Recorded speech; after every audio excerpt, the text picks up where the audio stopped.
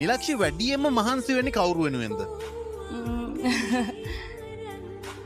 එයා යාළුවා ඉන්න කොල්ලවනේ. යාළුවලා ඉන්න කොල්ලවනේ. බෝයිෆ්‍රෙන්ඩ් වෙනුවෙන්. ඒ කොහොමද මොකක්ද ඒ කතාව? එයා තාම ඉගෙන ගන්නවනේ. එයාට හයියක් දෙන්න තමයි. හරි ලස්සන හදවතක් තියෙන කෙනෙක් නේ ඔයා. ඒ කියන්නේ පෙම්වතා වෙනුවෙන් මහන්සි වෙනවා.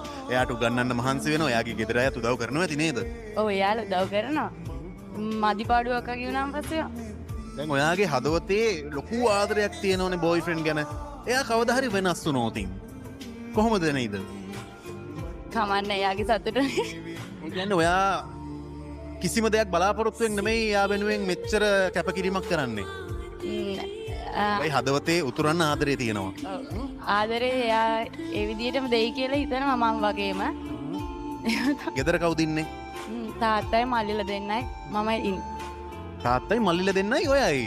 අම්මා අම්මනේ. අම්මට මොකද උනේ? එයා ගිහිල්ලා. ගිහිල්ලා කිව්වේ. ගෙදරින් ගිහිල්ලා. ඇයි ඒ ගෙදරින් ගියේ? ඔයාලා බැලුවේ නැත්නම් අම්මා ගැන? ඔයාලා බැලුවා. අම්මා ගියාම ඕගොල්ලන්ට දැනෙන දුක වගේම තාත්තට ඊට වඩා දෙගුණ තෙගුණ වෙලා එයාගේ බිරිඳ දරුවන්ගේ අම්මා නැතිවීම දැනෙන්නේ නැති. කොහොමද ඕගොල්ලෝ තාත්තට හයියක් උනේ? අපි ඉන්නවනේ තාත්තට. තාත්තව කොහොමද ආදරෙන් බලාගෙන ඉදුව?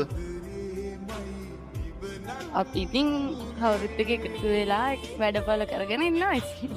දැන් මෙහෙ වැඩට ඇවිල්ලා කොච්චර කාලද? 3ක්. අවුරුදු 3ක්. සල්ලි ඉතුරු කරලා ජීවිතේ ගොඩ යන තමයි බලාගෙන ඉන්නේ. මොනවද අනාගත බලාපොරොත්තු?